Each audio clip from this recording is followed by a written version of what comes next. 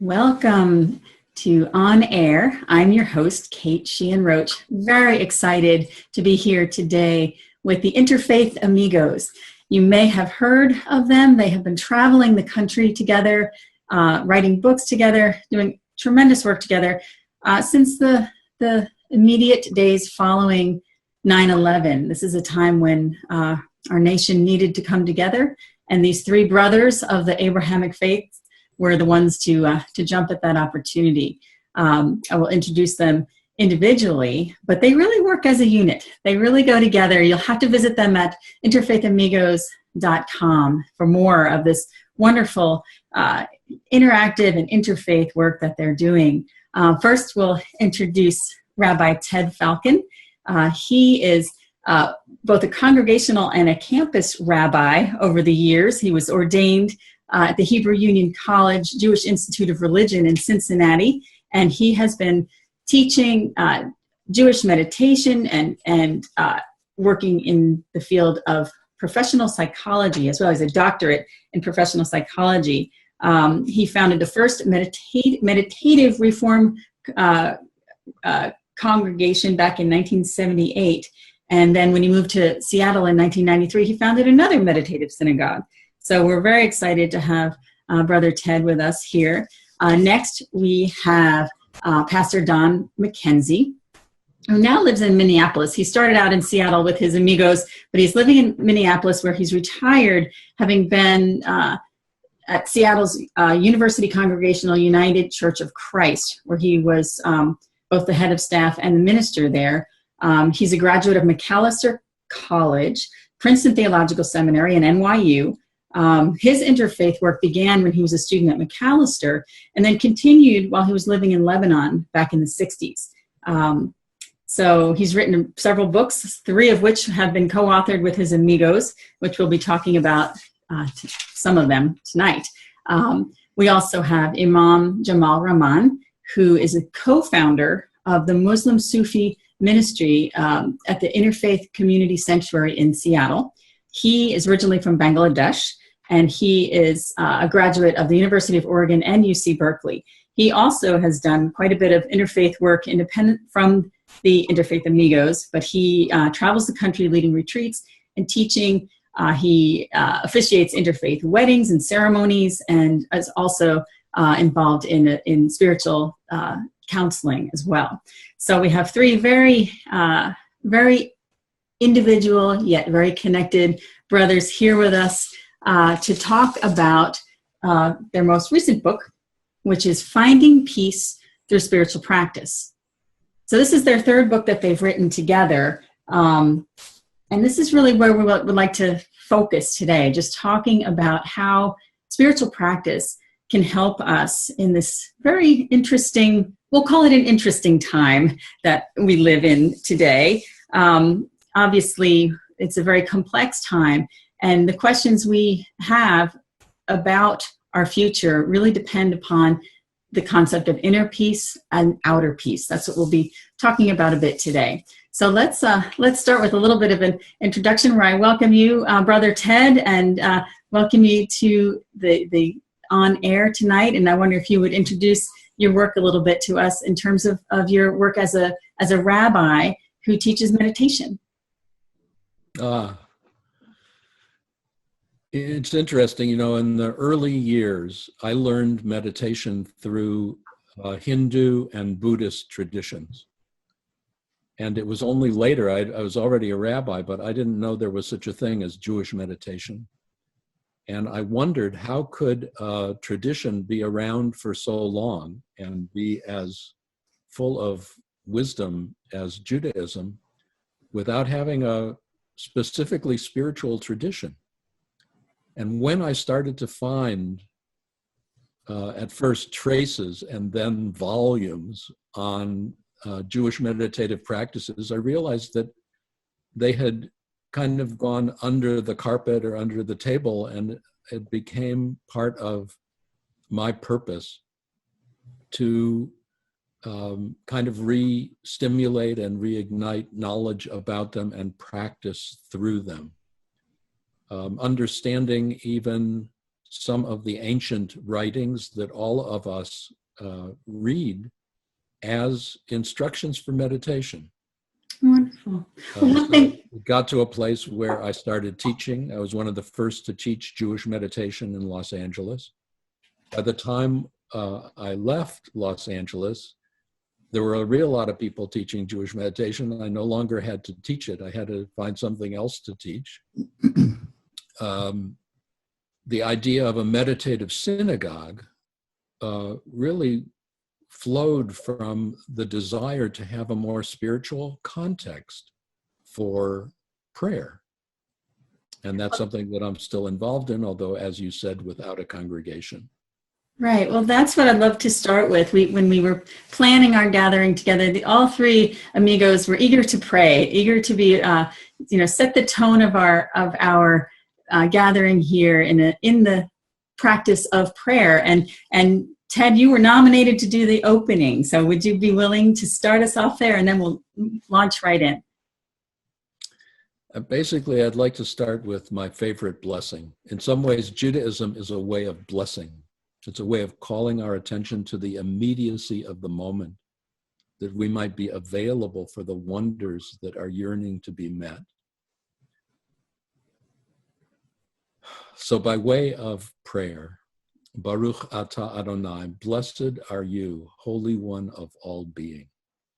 We just open our minds and open our hearts and open our breath to a universal presence awakening through each and every one of us. That's what the next words in Hebrew mean, Eloheinu melech haolam. That one awakens within each and every one of us. The life of our life, the spark of our spark, the presence behind our presence. Shehechianu, that is the presence that holds us in life always. V'kiyamanu, that is the presence that supports the unique unfolding to which each and every one of us is called. V'higianu lazman hazeh, that is the presence that brings each and every one of us to this very moment for blessing. Out of the silence that awakens within each and every one of us, the simple, obvious, natural realization, we're exactly where we're supposed to be. We're doing exactly what we're supposed to be doing. We are with exactly the people we are supposed to be with. And at this very moment, we are, each and every one of us, exactly the person we are supposed to be in this moment. Out of unconditional acceptance comes the ground for all true change, all significant evolution.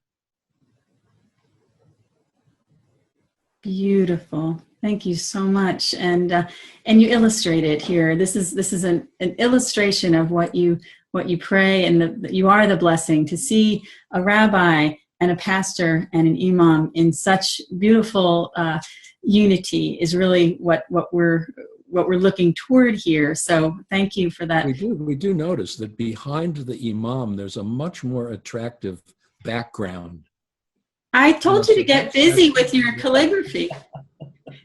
Like the pastor and I have books behind us, a wall behind us, but the imam is special. Well, I am in need of books, of more learning. That's what it means.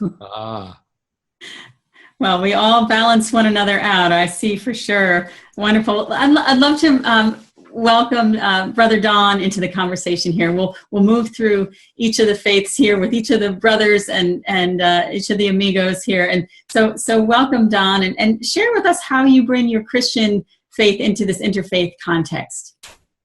Thank you, Kate. With a name like mine, Mackenzie, I was brought up a Presbyterian, although my parents were very interested in this word that we use often, spirituality, which is not necessarily a Presbyterian concept. And so I grew up, I think, divided between orthodoxy and non-orthodoxy.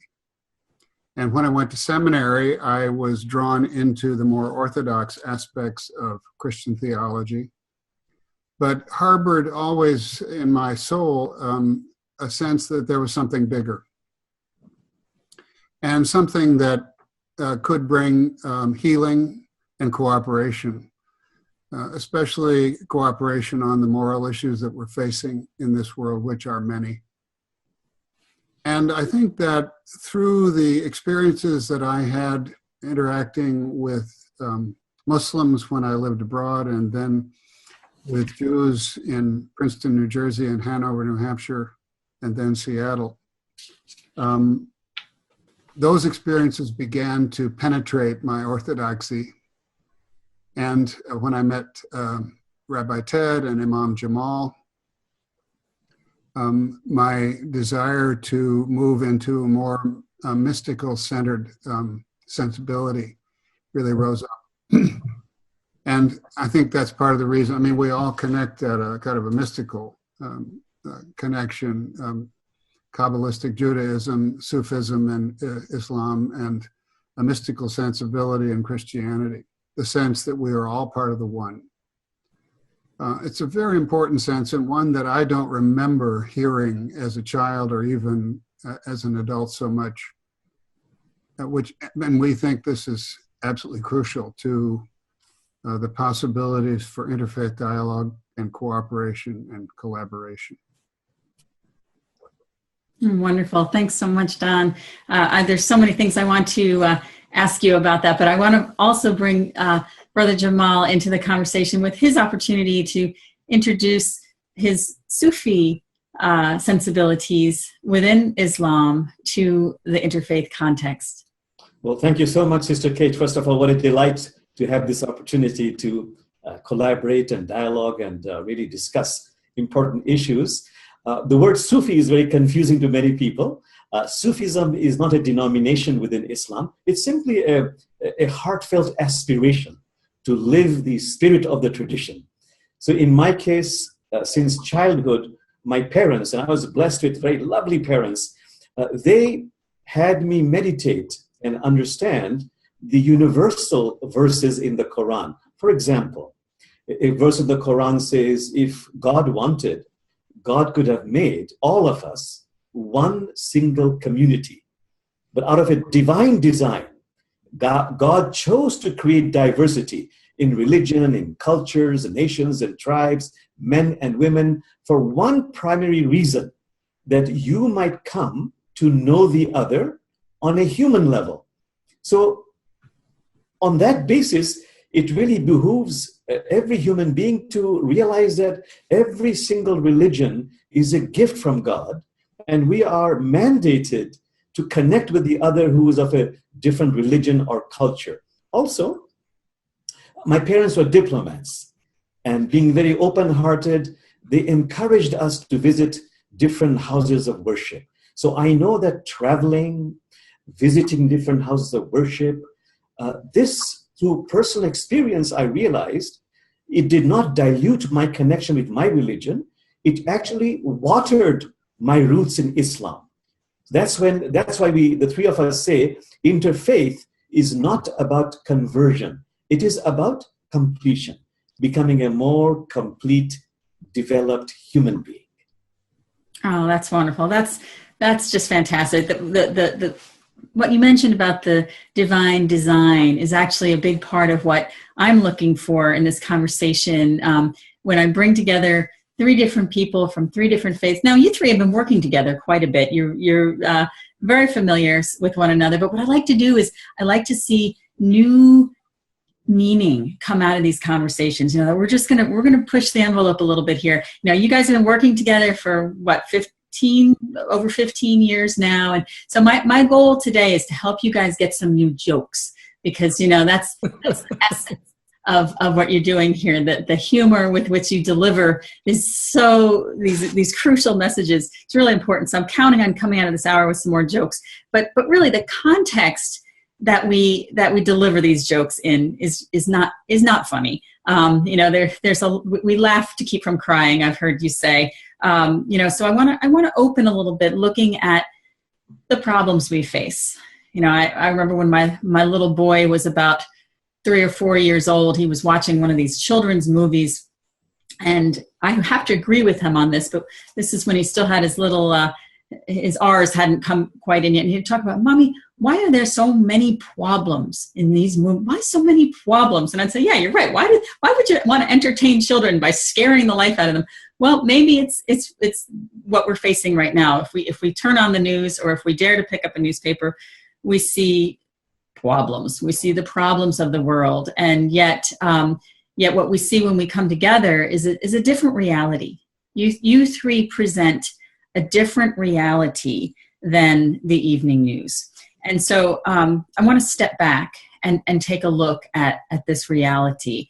But first, we have to address the issues, the problems, the facts of what we face in the world. You've, in your writing and in your speaking, you have pointed to several issues involving polarization, fear, exclusivity, violence.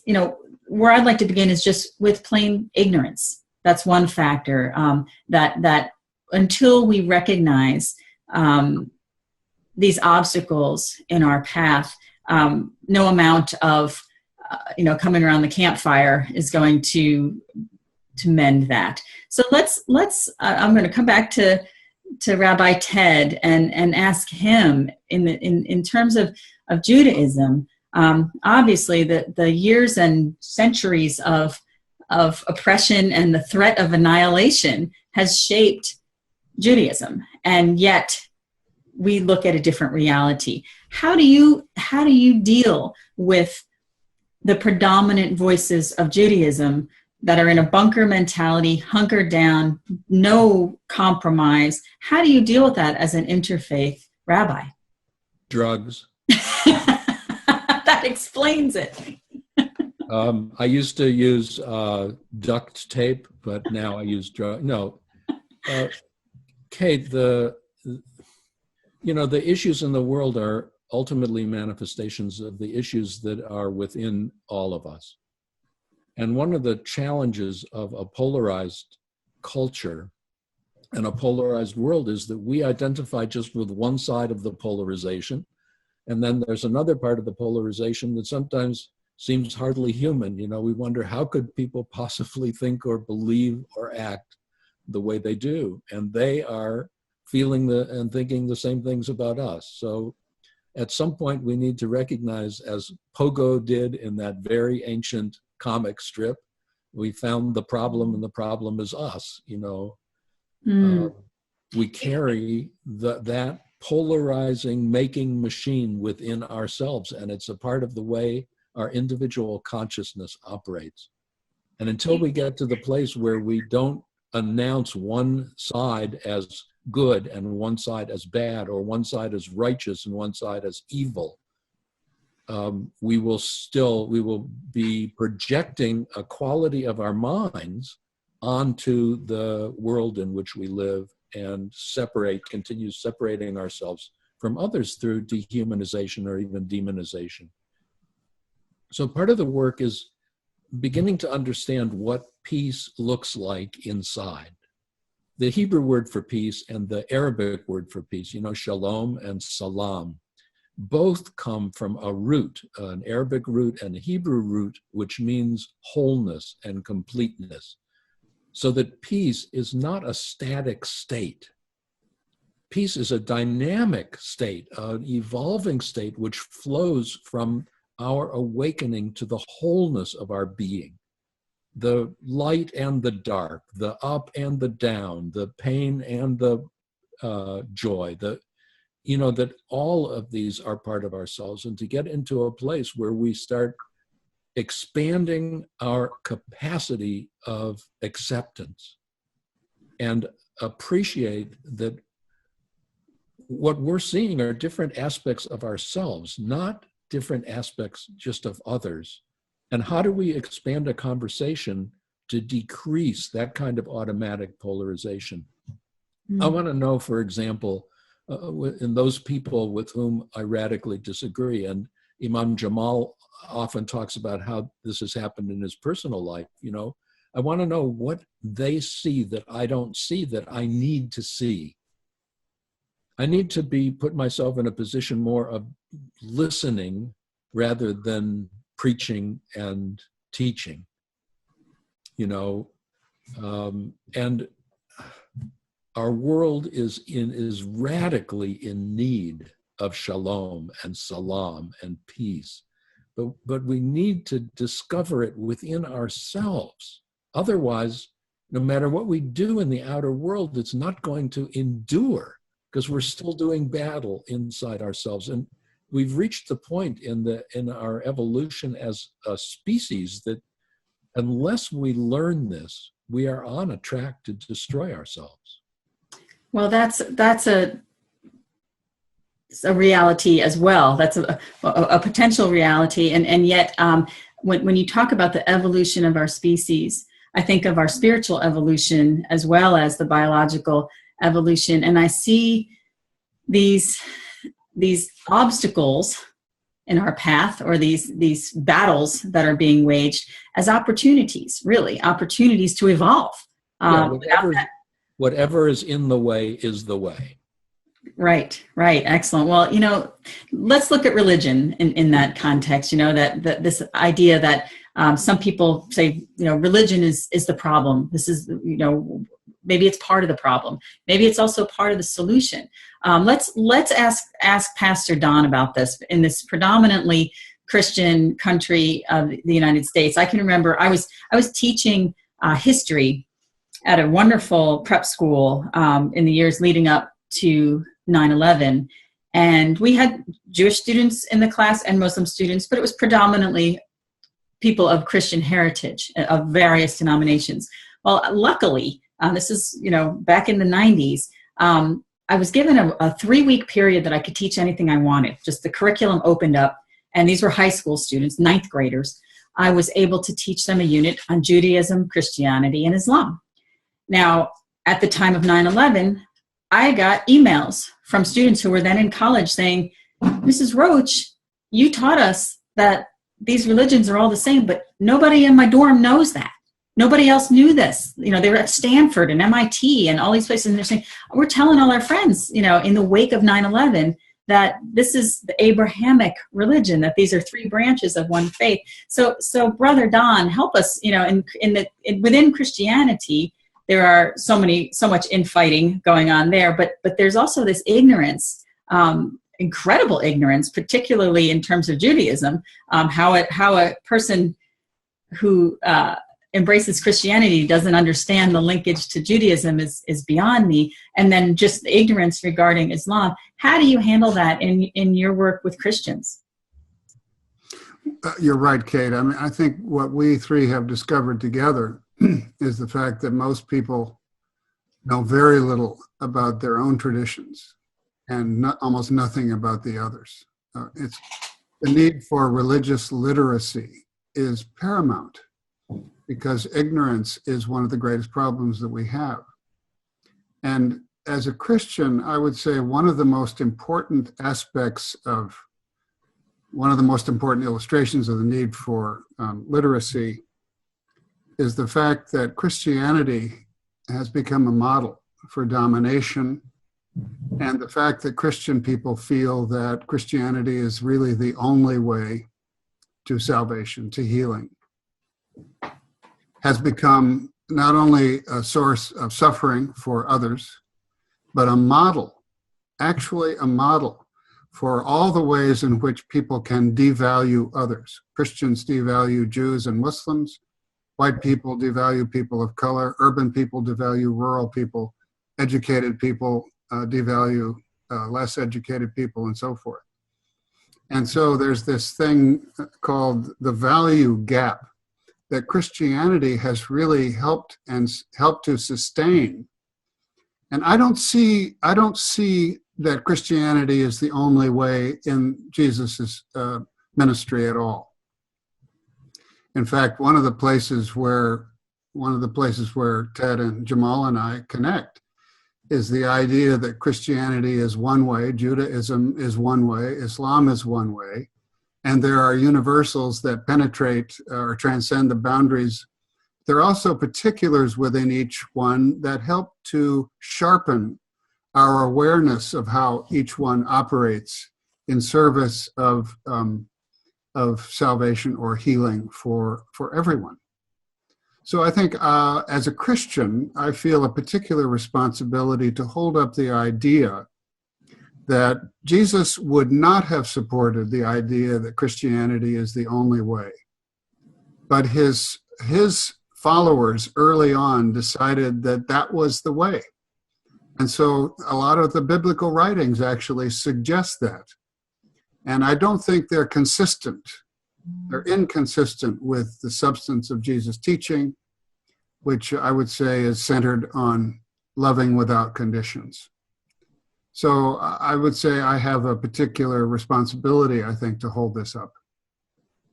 Thank you. And you've all three of you have written beautifully on this about, sort of understanding the core beliefs of each faith and recognizing those as the litmus test by which to test all other elements of the faith. And I love learning from each of you the language and the translations and coming to understand passages of each of the scriptures that have been used to dominate or have been used to justify exclusivity are very easily turned. If they're just turned and looked at differently, they can mean different things. So I want to come back to that.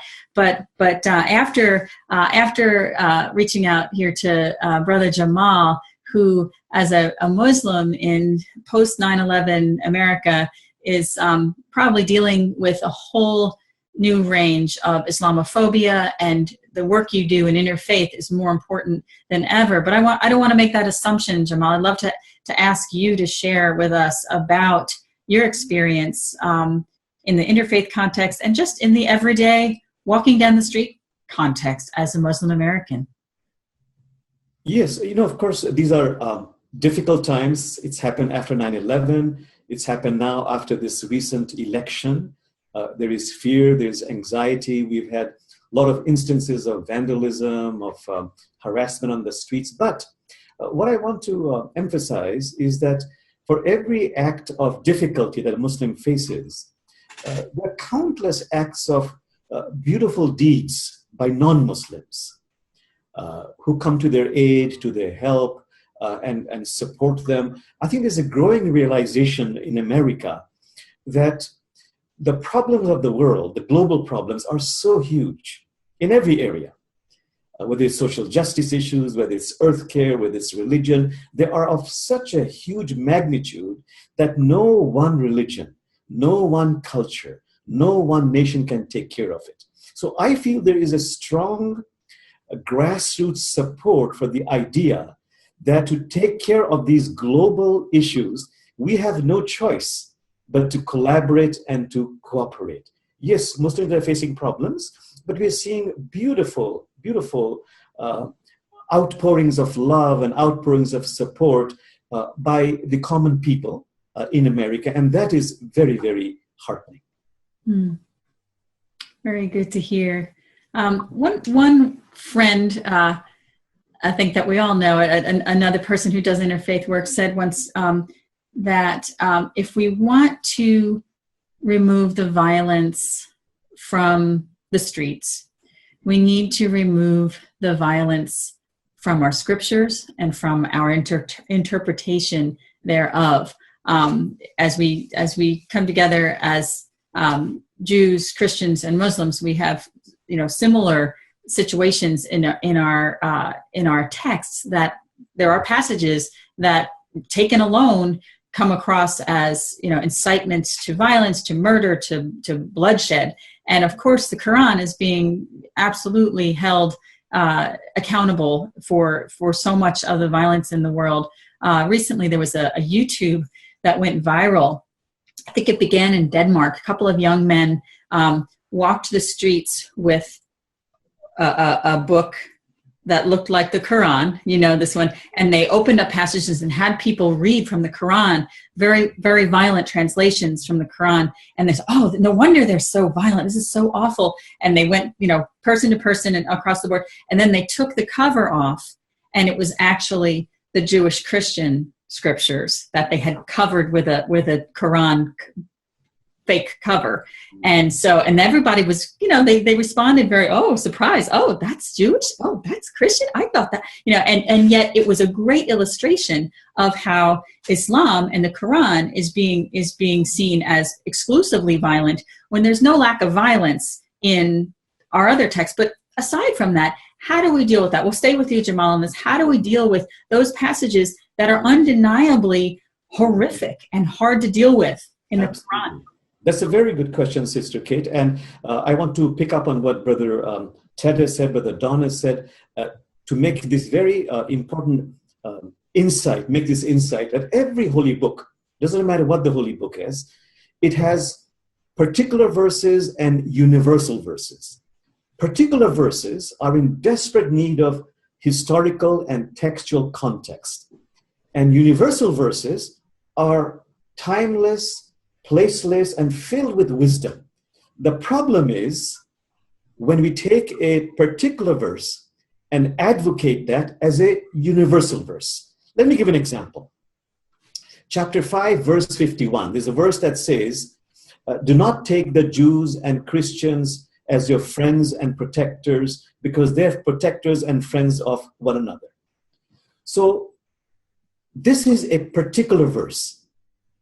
It is not a blanket universal verse. It is a verse that appeared in the 7th century when the Islamic community was a very small, embryonic, nascent community surrounded by enemies. And to survive, the Muslims needed treaties with certain Christian and Jewish tribes. And according to Muslims, sometimes those particular tribes, they reneged on the treaties depending how the battle is going. That is the historical explanation of that particular verse. In the same chapter, 18 verses down, there's a universal verse which says, it doesn't matter what your religion is. You could be a Jew, a Christian, or a Sabian. What takes you to heaven is having faith in God, but particularly, and this is repeated many times in other verses, what takes you to heaven, regardless of your religion or gender, is doing righteous deeds. That is the universal verse. So which one you choose depends on your consciousness and your intention. Rumi has a wonderful insight. He says, a bee and a wasp, they drink from the same flower. One produces a sting, the other one produces a nectar. What is your state of consciousness and what is your intention? Wow, very interesting. I'm gonna have all of us talk about that, Ted. This is certainly something that can be seen in the Hebrew Bible as well. How do you deal with these very violent scriptures? White out. No, look, I'm of the opinion that those verses that express violence are in fact necessary. The violence lives within each and every one of us. I mean, that's part of our DNA. That's part of how we're wired. We have a reptilian brain that does the fight or flight beyond, faster than the speed of thought. But the more conscious we become of those aspects of ourselves, the less likely it is that we act them out in the world at moments when we become stimulated, So from my point of view, I would keep all those verses, but address them as part of our heritage, not seen as commandments of how we're supposed to be, but like Scripture is a reflection of the ones through whom that text flowed. It's a picture of ourselves. It's a picture of the universe of consciousness in which we live. The things have changed a lot in the material world, but in the psychological world, things have not changed that much. We're still dealing with the essential dilemmas that our foremothers and forefathers have been dealing with for thousands of years, and we're not doing so well. And I think part of the reason we're not doing so well is that we keep refusing to accept that that's all part of ourselves, and we need to become more conscious more forgiving of our own impulses and inclinations, and therefore more aware and more forgiving of others, and decrease the isolation that we place those against. We do exactly the opposite of what needs to be done to bring healing. It's like we take drug addicts who are in desperate need of community, and we put them away. Like, what are we thinking? So I don't enjoy the violence and the violent texts, but I would not white them out. I would label them for what they are, and they are expressions of aspects of ourselves. And they are demanding of a kind of acceptance, a kind of awareness, a kind of acknowledgement that can lead us to stop expressing them in the world, just generation after generation after generation. One would think, you asked specifically about the Jewish experience. One would think, after the Jewish experience of being harassed or being killed by authoritarian voices, that we would be particularly sensitive to not want to become that. But without conscious awareness, we become the very thing that had been our enemy. And it's just a matter of losing our minds, losing ourselves in our unconsciousness. That's fascinating. I had not thought that through, that you need to embrace these difficult texts for what they can teach us. If we, and echoing back on what Brother Jamal said about, it's the consciousness of the reader that will interpret. So we can boldly read these difficult passages if we have the consciousness of peace. That makes so much sense to me. And Brother Don, I'm sure you can attest that none of this applies to Christians, because Christians Jesus took care of all this, didn't he? I mean, he was the first Christian, right? I mean, he wasn't a Jew, was he? He actually was a Jew, and he was not a Christian. It's an astonishing truth. I certainly, as you might expect, agree. I think Ted and Jamal have said it very well. We have jokingly suggested using whiteout, but that is a joke. I mean, as my colleagues have said, if we try to neglect or obscure these realities, these truths about the nature of human experience and evolution and so forth, we lose our ability to think critically, which is part of what Scripture invites us to do. And I think in the case of violence, as my colleagues have said so well, it invites us to realize that it's part of us. And if we can become more deeply aware that it exists, we can become better at not using it to solve problems.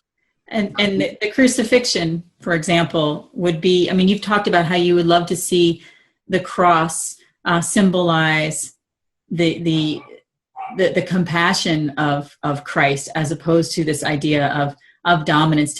How does the crucifixion play into this need for us to not shy away from violence as part of our heritage?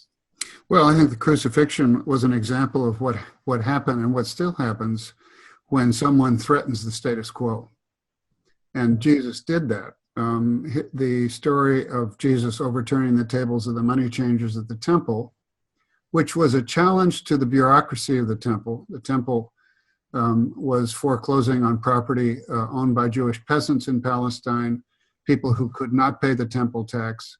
And this infuriated Jesus. And it's one of the few moments when he really loses his cool. The money changers were not the problem, because they were simply exchanging money for people coming from other parts of the world to buy animals for sacrifice. And as Brother Ted has said, by that time, sacrifice had become pretty much an empty, had moved from being a ritual where we felt closer to God it had been emptied of that and become something that simply made money for the temple. And so I think Jesus, I think the crucifixion of Jesus is simply another illustration of what happens when we resort to violence. And it would be, I think that the cross is, for me, it's an important symbol only when I think of it as the possibility for moving toward the kind of cooperation and collaboration. And not just that, but thanksgiving and appreciation for different ways of understanding how we're moving through evolution, how we are to live together as human beings, the preciousness of relationships and so forth. It's not surprising that it happened, but of course it's not the last word. The resurrection for Jesus is the last word. And for me, the important thing about that is not whether Jesus rose physically from the dead, but the fact that it says God can always make everything new. Always make everything new. Forgiveness is always the last word. And so I think that's part of what we need to incorporate into our spiritual awareness as we move forward. Yes, indeed. I can see how each of you very much, you have a very clear lens on those core teachings of your faiths and how they influence the way you look at some of the secondary and tertiary belief systems that sort of revolve around the core. Now, before we move from I want to move from the problems into the solutions. But the final problem was the one that I taught my ninth graders way back when, which is sort of there are elements of the core of each of the Abrahamic faiths that feel sort of like irreconcilable differences. That's what I would teach my ninth graders. That the Jews are the chosen. End of story. The Christians have the new ticket. You got to get this ticket, or the old ticket doesn't work anymore. This is the ticket, and if you don't have this ticket, you're not in. And of course, Islam has looked back at both of them and said neither of them got it right. We've got it right. These ideas of exclusivity that are really insurmountable if that's where you hang your hat. So let's start back with Rabbi Ted and how do we deal with this idea of being chosen or not chosen? It feels like, junior high gym class all over again. Are we going to get picked for the kickball team or not? Is it that simple? Listen, that's why we end each of our programs by somebody going behind each one of us, putting a hand over our head, and by the applause, we see who won. Yes, the texts are very clear that Jews are the chosen people. However, if you look at what we're chosen for, that too is very clear. We're chosen for the way of Torah. We're chosen for the way of the Sabbath, Shabbat. We're chosen for the particular ways of Judaism. So we believe that all of us, all authentic traditions, and we define a tradition as authentic when it is a path to a shared universal. It's a path to something that's bigger than itself. When a path just leads to itself, it's a path. It can be religion, but it's not spiritual. It's not a spiritual path. Jews are the people chosen for the way of Torah. Christians are the people chosen for the way of Jesus. Muslims are the people chosen for the way of the Quran. And on and on. Every authentic people are chosen to preserve, to unfold, to expand, to evolve the particulars of their specific traditions. Because these are valuable. This is wisdom. We don't start de novo. We've been working on things. It would be like discarding all the poetry of the world because we'll just do poetry that's written in 2017.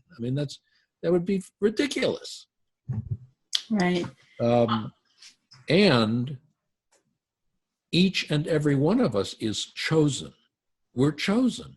I'm chosen to be who I am and where I am in this moment and in my world. You are chosen. Each of us is chosen to discover the particular gifts that we have to offer the place that we find ourselves in. You know, how do we respond to the question, how can I make things better here? That's the essential question. The unessential question that we sometimes get trapped in is, how can I make it better for me here? And while the ego likes to do that, its joys are fleeting.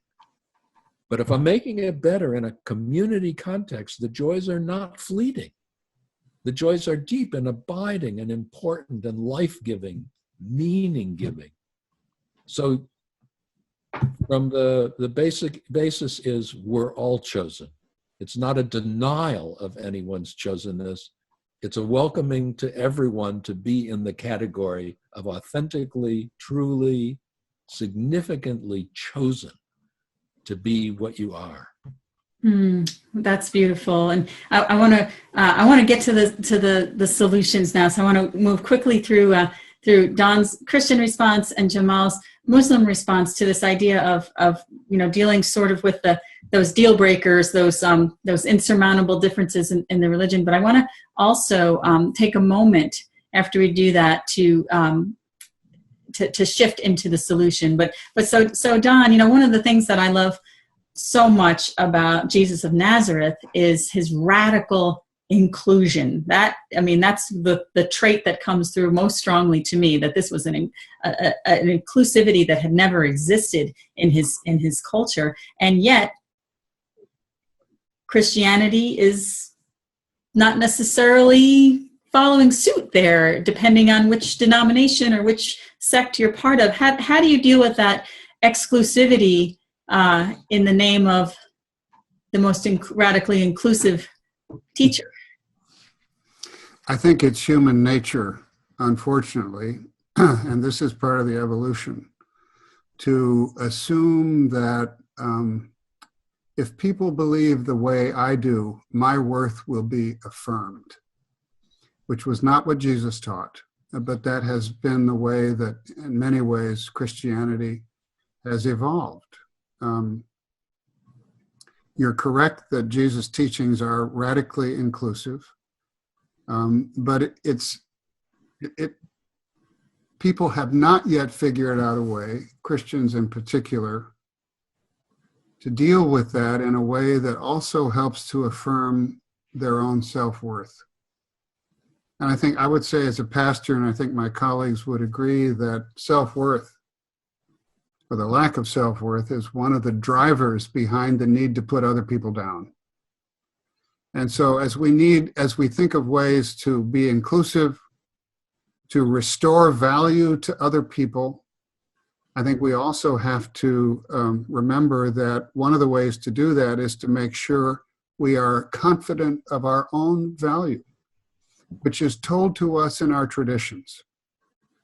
And yet we don't believe it. We get up in the morning, as my colleagues have said, we get up in the morning, we look in the mirror. Do we say, I'm a beautiful person? No. Sometimes we say things that aren't very nice about ourselves. And as Rabbi Ted has pointed out, when we say something like, I am, and then using a negative, like stupid or something, we're really violating the commandment that says we're not supposed to take the name of God in vain. But God is not God's name. God's name is I am. And so I think that as a Christian and as a religious leader and as a colleague of my brothers here, we can help people to see that inclusivity really is at the heart of spirituality. In fact, we say spirituality is the interconnectedness of all being. What could be more inclusive? We're all part of the same thing. We're all in this together. We're all part of the one. But it's this sense that we're not as good as we should be. We're not as successful as we should be. drives us toward substitutes for worth, namely money and coercive power. And that's a lot of what's driving a lot of the experiences in the world today. I want to say a word about irreconcilable differences, Kate, real quick. I think that has been one of the obstacles to interfaith dialogue, saying that there are really, now remember, there are these irreconcilable differences. But what we have concluded is that those are at the level of the particulars and not the universals, not the core teachings of our tradition, oneness, unconditional love, and compassion. Those irreconcilable differences really are differences that help us to sharpen our awareness of how people think differently, because we don't all think the same way, and we keep thinking we should. You should think the same way I do. And that's not the way it should be. We do think differently, and we can help people see things by listening to how other people see things.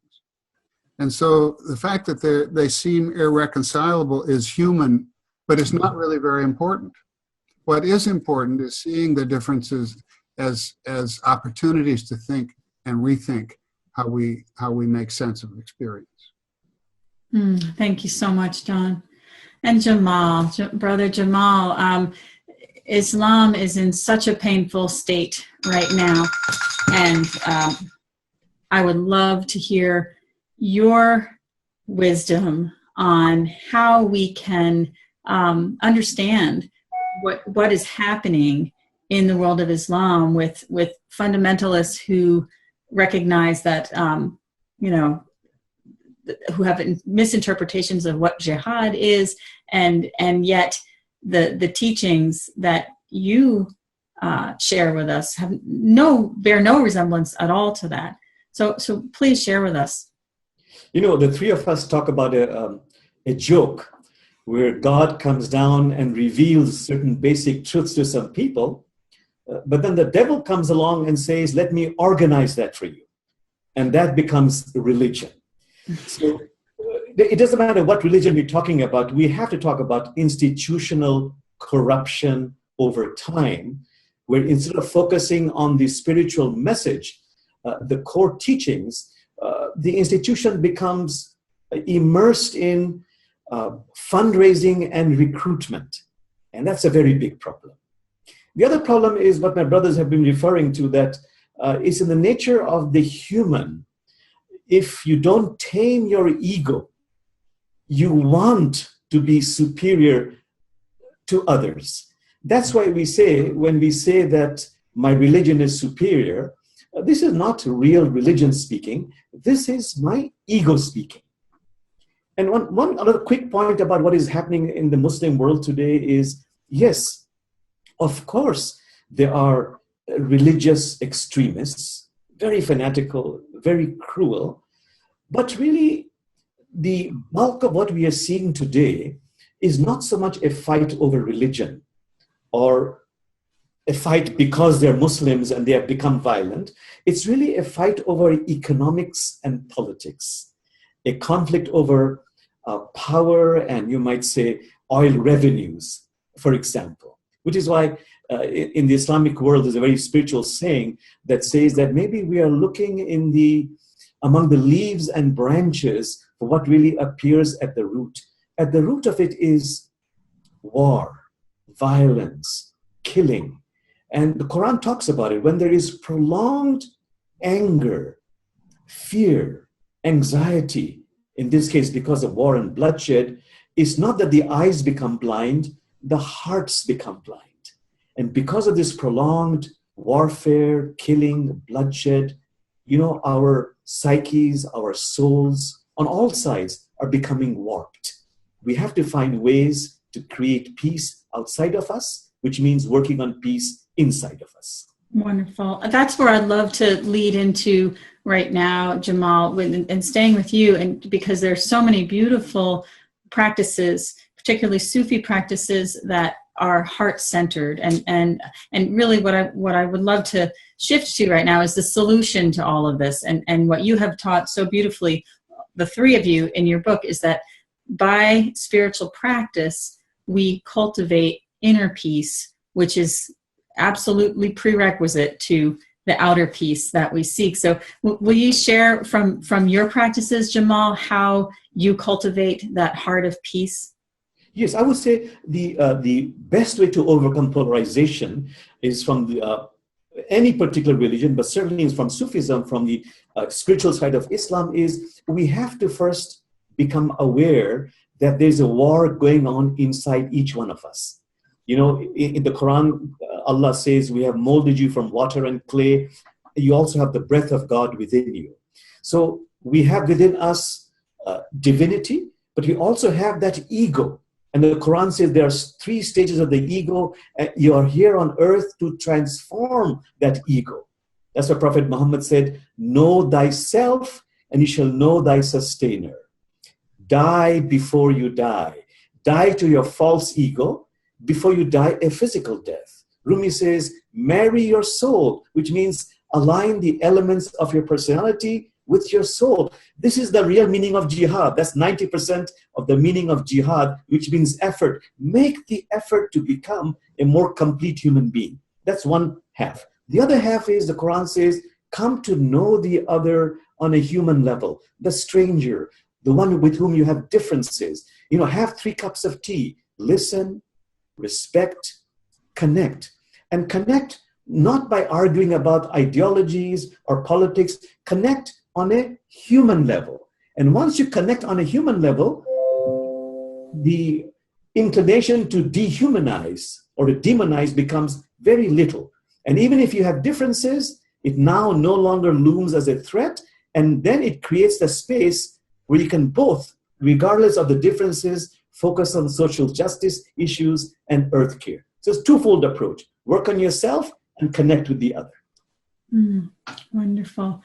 Wonderful. Well, you all cover so many amazing practices in your book that it's extremely helpful because we can talk about this till the cows come home, but it's really the commitment to the practice and the discipline of the practice and the freedom that practice gives us that really transforms individuals and communities and the world.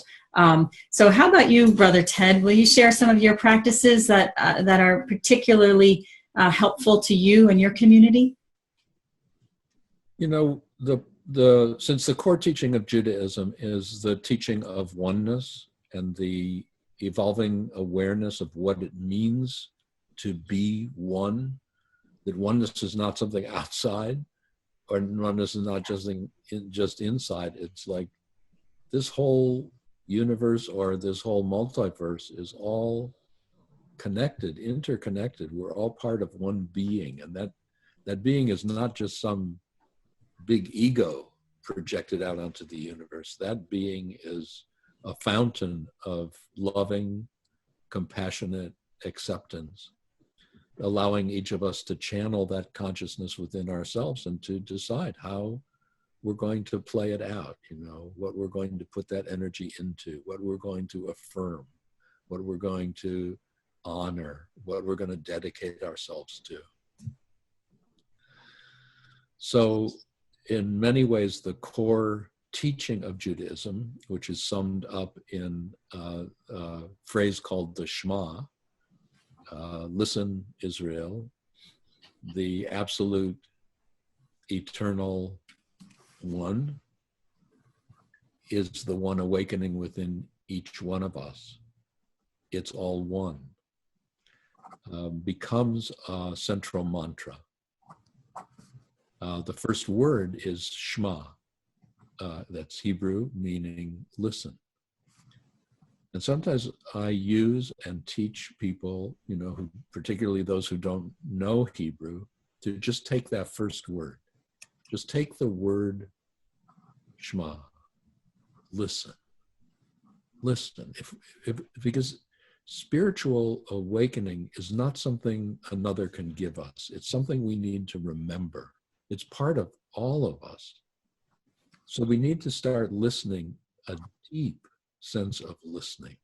Listening from the inner silence. Listening in the inner stillness. So using the sound Shema, I mean, if you even hear it, it's an opening sound, Shema, as an inner chant, as an inner mantra. And just allowing that to be repeating and knowing that I am opening to listen. Listen behind the mind. Listen behind the perceptions. Listen behind the feelings. Not as a denial, not as a suppression, not as a repression of any of those thoughts, any of those feelings, any of those perceptions, but just becoming more aware gently and naturally of the wealth of awareness that awakens behind the mind, before the mind. Shema, listen in any situation. We talk a lot in the book not only about spiritual practices when we are alone and in moments of quiet, but how do we walk that practice into the world? And Shema is easy to walk into the world. It's like whenever we find ourselves in a tense situation or feeling anxiety, to Shema. Listen. What is happening here? What is needed here? What is required? How is it I can contribute? How is it I can support? How is it I can help? Shema, listen. Oh, that's beautiful, Ted. It's wonderful. You know, when you see a book on spiritual practice, you think, oh no, now I'm going to have to set aside 3 hours a day and, you know, contort only myself. Only 2.5. Now we 3 isn't what I'm 2.5 it is now. Do we have to, you know, go for 10 days of fasting in a cave? And I mean, people think that spiritual practice has to be something extreme, when what you're saying is it's contained in a word, and that's so beautiful and so doable, yet must be done. I mean, I love what you say toward the end of your book. You said, you know, the problem with spiritual practice is you actually have to do it. That's the biggest challenge. So let's ask Brother Don how that works for him. You know, and in fact, we talked about having a moment for you to center us in prayer at some point. We've been talking so much we haven't stopped to do that, but I wonder if that fits in with the idea of a spiritual practice of prayer. Well, sure. I think we three are aware that as we move through our days and through our conversations and so forth, we often drift from our purposes. And so one of the prayers that we use is this: we thank you for each other, Holy One of Being, for these precious moments we share, for memory, for hope, and for your holy presence with us, for all that you give us to help us to fulfill our part of cooperating with your purposes, Holy One. We give you great thanks. Amen. Amen. And I think that one of the ways in which Jesus's teachings actually function this way, and it's important from my point of view to point out that even though unconditional love is what we have identified as the core teaching of Christianity, it's not unique to Christianity. It's in all our traditions. But it's difficult because it requires a lot of things, including forgiveness. But the word unconditional love just drips right off the tongue, and we don't think about it until we hear it as loving without conditions. Are we able to do that? Well, we have to learn to do that because we fall in love because of conditions. And so part of the challenge and the invitation that is set before us has to do with moving from conditions to unconditional love. And one of the most important stories that Jesus uses to teach this is the great story of the prodigal and his father, the story of the younger son who asks for his inheritance, goes to what is called a distant country, wastes the money, and realizes finally, comes to his senses, realizes he's going to have to go home and maybe, if he's lucky, get a job as a servant on the father's farm.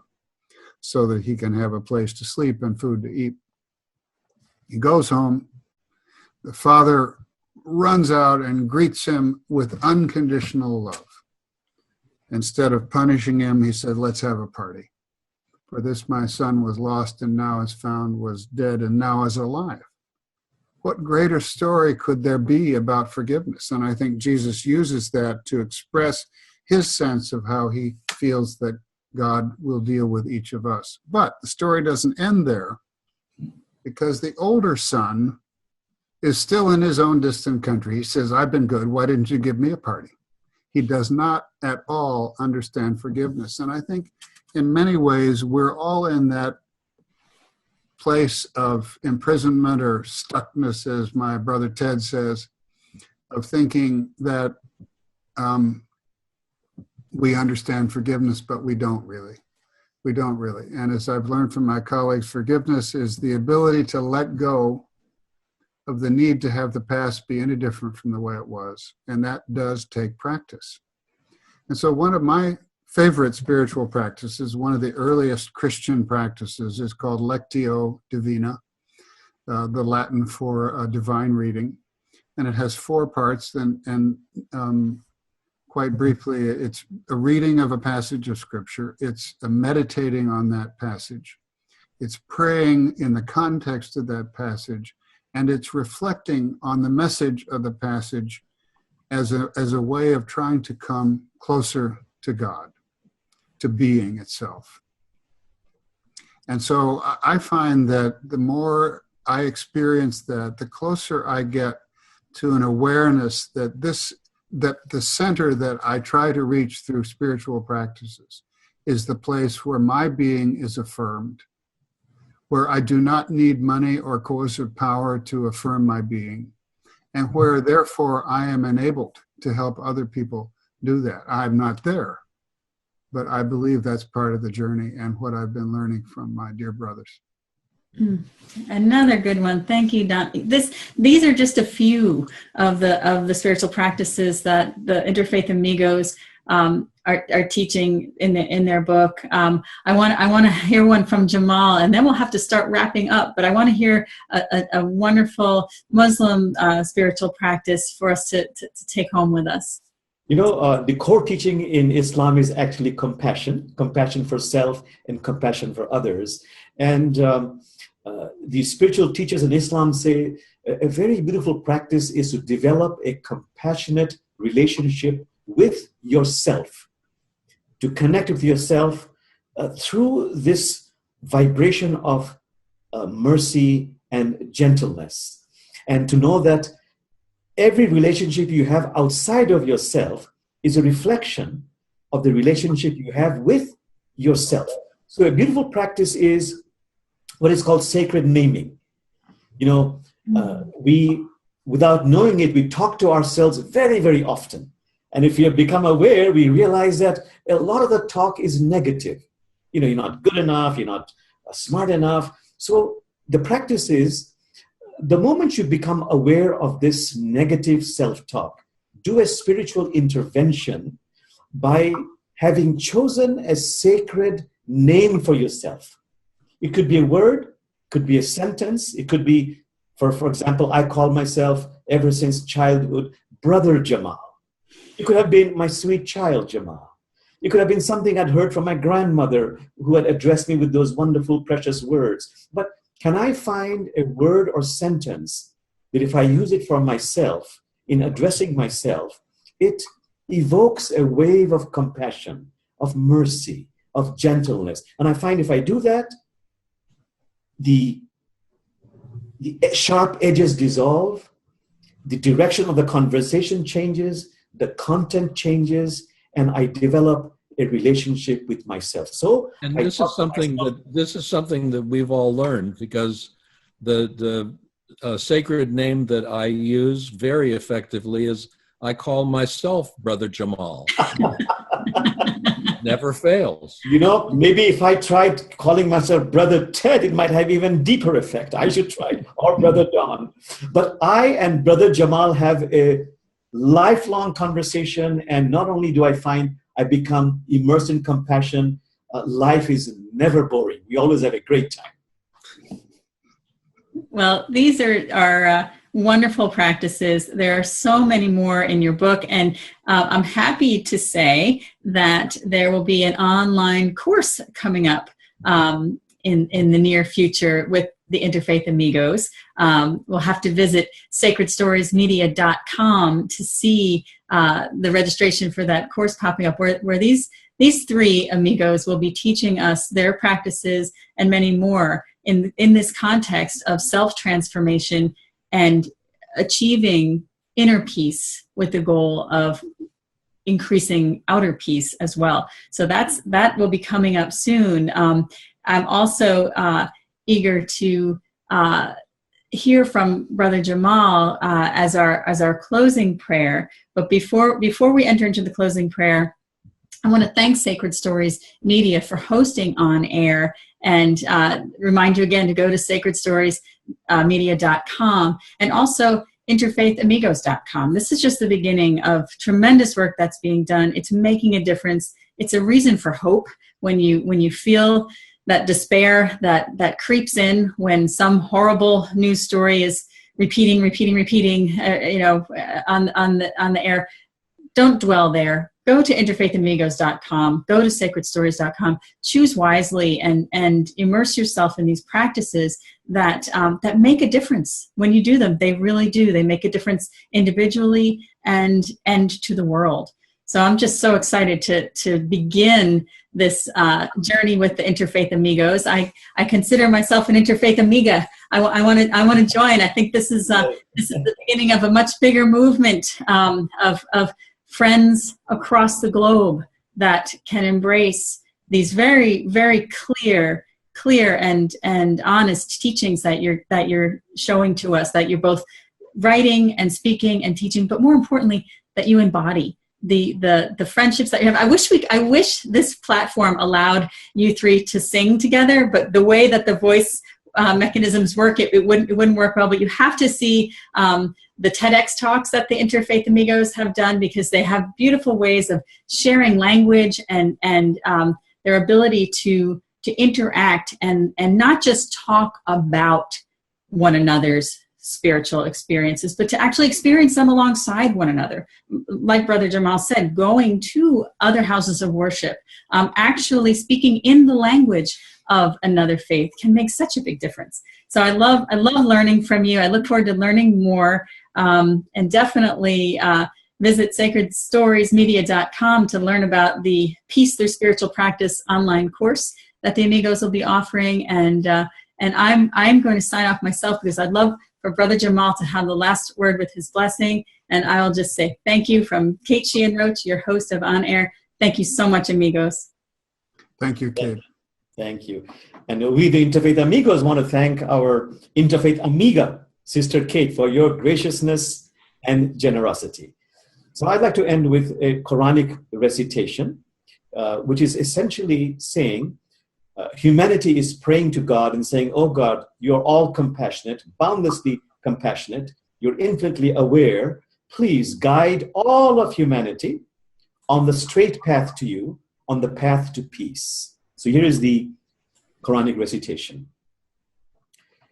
أعوذ بالله من الشيطان الرجيم بسم الله الرحمن الرحيم الحمد لله رب العالمين الرحمن الرحيم مالك يوم الدين إياك نعبد وإياك نستعين اهدنا الصراط المستقيم الصراط الذين أنعمت عليهم غير المغضوب عليهم ولا الضالين آمين. Thank you. Amen. Amen. Amen.